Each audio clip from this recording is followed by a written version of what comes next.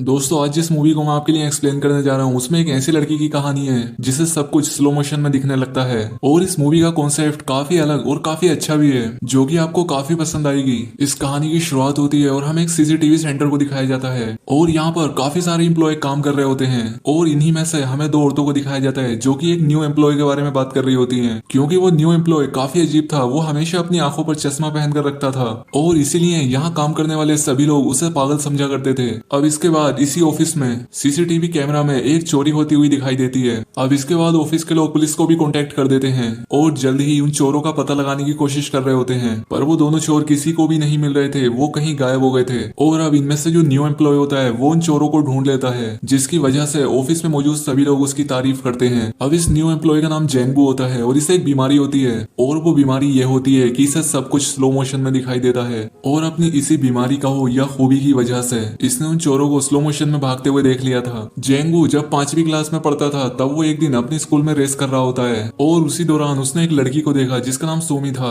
और वो उसे काफी पसंद किया करता था। और उसके बाद से ही इसे सब कुछ स्लो मोशन में दिखाई देने लगा। इसके बाद इसके पेरेंट्स ने इसे डॉक्टर को भी दिखाया लेकिन इसका भी कोई फायदा नहीं हुआ। डॉक्टर ने इसे ठीक करने की काफी कोशिश की लेकिन वो ऐसा नहीं कर सका और आखिर में डॉक्टर ने इन्हें सलाह दी कि तुम्हें हमेशा अपनी आंखों पर चश्मा पहनकर रखना पड़ेगा ताकि औरों को तुम अजीब ना लगो। अब जोंगवो को ये जो अजीब बीमारी हो गई थी इसके इलाज के लिए उन्हें काफी पैसे चाहिए थे और इसीलिए उसके फादर पैसा कमाने के लिए विदेश चले गए और जोंगू अपनी माँ और अपनी बहन के साथ अपने घर पर ही रहने लगा। अब जोंगू को ये जो बीमारी थी उसके लिए उसे काफी समय बुरा भी लगता था, लेकिन वहीं दूसरी तरफ वो इसमें काफी मजे भी लिया करता था।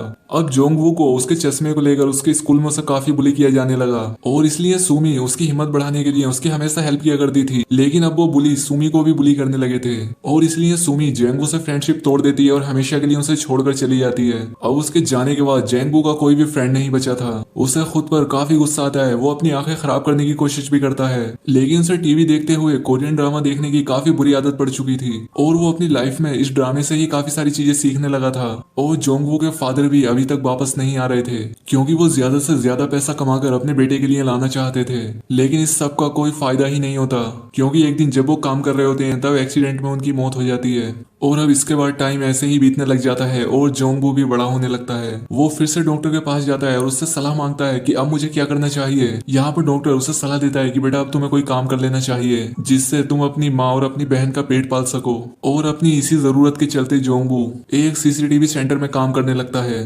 क्योंकि इसे वैसे भी टीवी पर लोगों को देखना काफी पसंद होता है क्योंकि वो बचपन से वैसे भी कोरियन ड्रामा देखते हुए ही बड़ा हुआ था। वहीं पर हम इसके साथी सियोक को दिखाया जाता है जो कि इसी के साथ सीसीटीवी सेंटर में काम करता है। वो हमेशा जोंगू से कुछ न कुछ सवाल पूछता रहता और जोंगू भी उसे उतना ही जवाब देता जितना वो सवाल किया करता था। दरअसल ये जोंगू का काफी अच्छा दोस्त होता है और वो इससे सवाल इसलिए पूछता रहता है ताकि जोंगू नॉर्मल हो जाए और सभी लोगों से घुलने मिलने लगे जैसे कि बाकी के लोग करते हैं। लेकिन जोंगू तो सीसीटीवी में देखकर लोगों के कदमों को गिनता रहता है ताकि वो जान सके कि लोग 10 कदमों में कहां तक पहुंच जाते हैं और 20 कदम में कहां। और वो इन सब की ड्राइंग भी बनाता है जो कि यहाँ काम करने वालों को ये बात काफी अजीब लगती है और इसीलिए वो सब पागल समझते हैं। सियोक इससे और भी अच्छी दोस्ती करना चाहता है और इसीलिए वो इससे बातें करता रहता है और इसकी गर्लफ्रेंड के बारे में पूछता है। यहाँ पर जोंगू को अपनी क्रश की याद आती है कि उसकी क्रश सुमी हुआ करती थी और इसीलिए वो अगले दिन उसके घर जाता है। अब सुमी भी जवान हो चुकी है और ये अब काफी सुंदर दिखती है, लेकिन सुमी भी काफी गरीब होती है इसलिए इसके ऊपर भी काफी कर्जा होता है और इसीलिए डेब्ट कलेक्टर उसके घर आता है और वो उसे उसका घर बेचने के लिए डराता और उसे धमकाता है। अब जोंगवू ये सब देख रहा होता है लेकिन वो उसकी हेल्प भी नहीं कर सकता था और ना ही सुमी से बातें कर सकता था, इसलिए वो वहां से चला जाता है।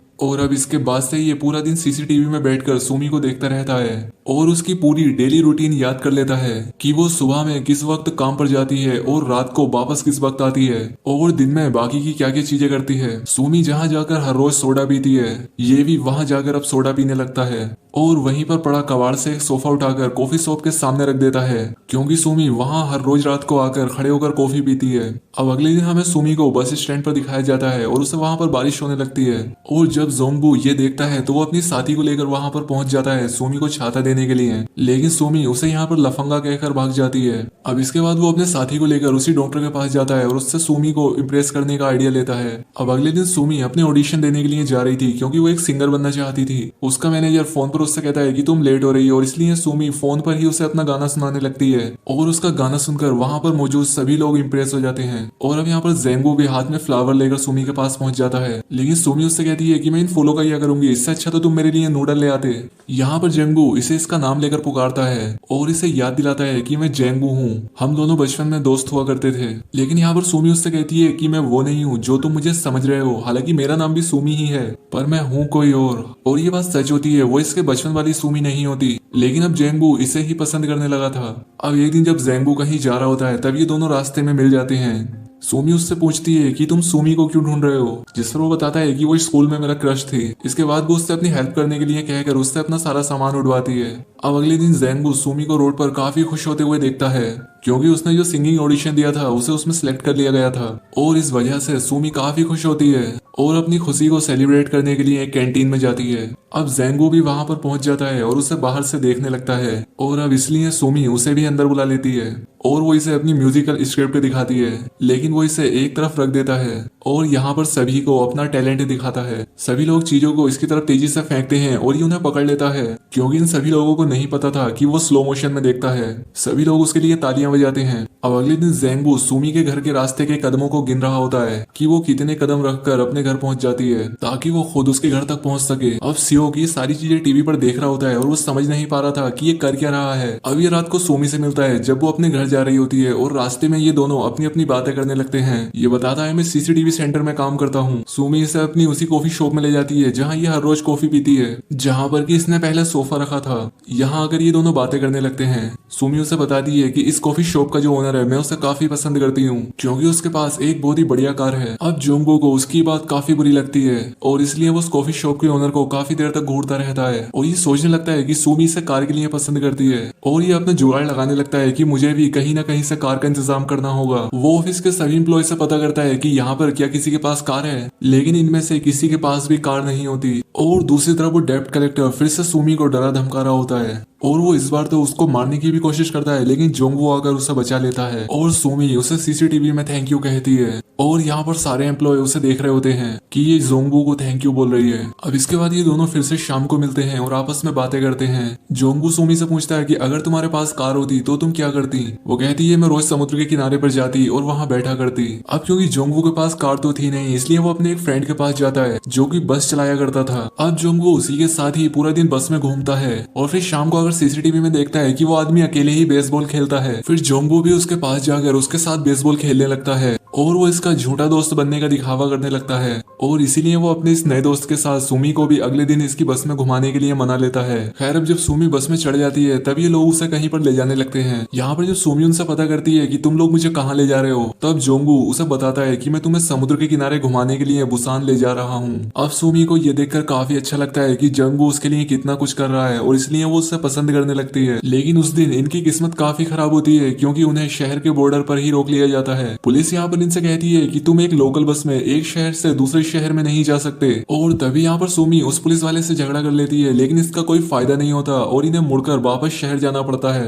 अब अगले दिन इनके सीसीटीवी डिपार्टमेंट का सीन दिखाया जाता है, जहाँ पर इनका बॉस इन्हें बता रहा होता है कि शहर में काफी लड़कियां गायब होने लग रही हैं, और इसलिए तुम सभी अच्छे से लोगों पर नजर बनाए रखना। और तभी जोंगबू की नजर सुमी पर पड़ती है, जो कि सीसीटीवी से अचानक से गायब हो जाती है, और इसीलिए जोंगबू उसे ढूंढने के लिए बाहर भागता है। और तभी सुमी उसके सामने आ जाती है और वो उससे कहती है मैं तुम्हारे साथ प्रैंक कर रही थी। दरअसल वो यहाँ पर जोंगबू का टेस्ट ले रही थी कि वो उसे ढूंढने आएगा भी या नहीं। इसके बाद सुमी जेंगबू के पास आती है और उसका चश्मा उतारकर उसे किस कर लेती है। अब रात को जेंगबू सुमी को उसके घर छोड़ने के लिए आता है, और अब जैसे ही सुमी घर के अंदर जाती है तो वो वहाँ पर देखती है कि वहाँ पर उससे लोन लेने के लिए गुंडे आए हुए होते हैं और वो उसके घर में तोड़फोड़ मचा देते हैं। अब जोंगबू ये सब बाहर खड़ा होकर देख रहा होता है और वो उसे बचाने की कोशिश करता है, लेकिन तभी अचानक से उसे सब कुछ दिखना ही बंद हो जाता है और वो वहाँ पर बेहोश हो जाता है। अब कुछ देर के बाद जब उसे होश आता है तब ये दोनों वहाँ पर बैठकर बातें करने लगते हैं। अब वहीं पर बिखरे हुए सामान में सुमी को उसकी कुछ फोटो मिलती हैं, जो कि जंगू ने बचपन में उसके लिए बनाई थी, और ये सब देखकर उसे यहाँ पर पता लग जाता है कि ये वही सुमी है जिसे ये बचपन में पसंद किया करता था। अब इसके बाद जब वो अपनी आंखों का चेकअप कराने के लिए डॉक्टर के पास जाता है तो उसे पता लगता है कि वो कुछ ही दिनों में अंधा हो जाएगा।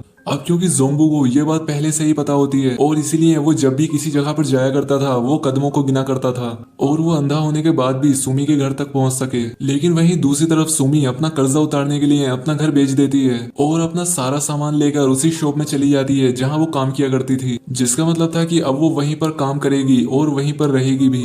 वहीं जोंगबू भी उसे सीसीटीवी पर देख रहा होता है। तभी यहाँ पर एक सीसीटीवी एम्प्लॉय को वहाँ पर एक कार दिखती है जो कि एक किडनैपर की होती है। इसके बाद ये पुलिस को इन्फॉर्म करने की कोशिश करते हैं कि वहाँ पर एक किडनैपर की कार है और इसी दौरान सुमी भी वहां से गायब हो जाती है। अब इसके बाद जोंगबू उसे ढूंढने के लिए बाहर जाता है, लेकिन अब क्योंकि वो ठीक से देख नहीं पा रहा था इसलिए उसका एक्सीडेंट हो जाता है। तभी वो वहां पर सुमी को देखता है जिसे किडनैपर ले जा रहे होते हैं। अब यहाँ पर जोंगबू जैसे तैसे करके उसे किडनैपर से बचा लेता है। अब थोड़ी ही देर के बाद यहाँ पर पुलिस आ जाती है और सुमी को अपने साथ ले जाती है और जोंगबू वहीं पर खड़ा रह जाता है। और अब इसके बाद ऐसे ही कई दिन बीत जाते हैं। इसके बाद हमें सुमी को दिखाया जाता है जो कि कई दिन से जोंगबू से नहीं मिली थी क्योंकि अब वो काम में काफी बिजी रहती है। लेकिन अब जब भी उसे उसकी याद आती है वो सीसीटीवी कैमरा में देखकर उसे हाई कर देती है। लेकिन अब उसे ये पता नहीं होता कि जोंगबू अब पूरी तरह से अंधा हो चुका है। अब एक दिन सुमी जोंगबू को एक कैफे में देखती है, लेकिन वो उसका कोई भी जवाब दिए बिना वहां से जाने लगता है और वो यहाँ पर हाथ में छड़ी लेकर चल रहा होता है। और तभी ये देखकर सुमी को पता लगता है कि जोंगबू अब अंधा हो चुका है। अब ये देखकर सुमी रोने लगती है, उसे बहुत दुख होता है। खैर अब इसके बाद वो जोंगबू का पीछा करती है और उसका पीछा करते हुए एक आर्ट गैलरी तक पहुंच जाती है। यहाँ पर जोंगबू ने सुमी की बहुत सारी पेंटिंग्स बना के रखी होती हैं। अब ये देखकर सुमी बहुत खुश होती है क्योंकि भले ही जोंगबू ने अपनी आंखें खो दी थी पर वो अभी भी सुमी को बहुत प्यार करता था।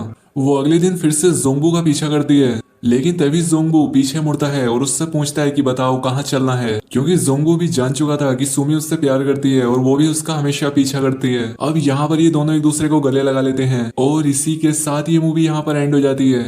इसी के साथ आज का वीडियो हम खत्म करते हैं। अगर आपको अच्छा लगा तो प्लीज इस वीडियो को लाइक और कमेंट जरूर कर दीजिएगा। मैं बहुत सारी मूवीज लेकर आता रहता हूँ तो प्लीज इस चैनल को सब्सक्राइब कर दीजिए और बेल नोटिफिकेशन आइकॉन दबाना मत भूलिएगा। हम फिर से मिलेंगे और एक नई मूवी के साथ। तब तक के लिए थैंक यू और आप अपने आप का ख्याल रखिए।